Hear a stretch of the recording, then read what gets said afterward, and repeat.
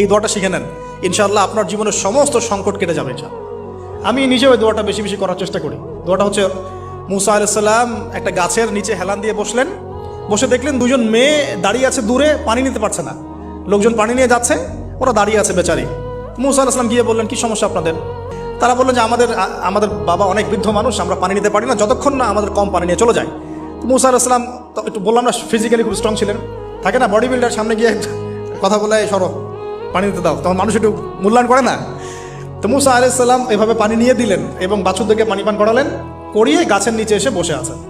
বসে বসে তিনি দোয়া করছেন, এই যে দোয়াটা তিনি দোয়া করছেন, রব্বি, একটা নেক কাজ করলেন, নেক কাজ করলেন না, মানুষের উপকার করলেন, নেক কাজ করে এসে গাছের নিচে বসে দোয়া করছেন, আল্লাহ এখানে তো আমার খাবার পানি বাসস্থান কিছুই নাই, আমি কি করব? রব্বি ইন্নি লিমা আনজালতা ইলাইয়া মিন খায়রিন ফাকির, রব্বি ইন্নি লিমা আনজালতা ইলাইয়া মিন খায়রিন ফাকির।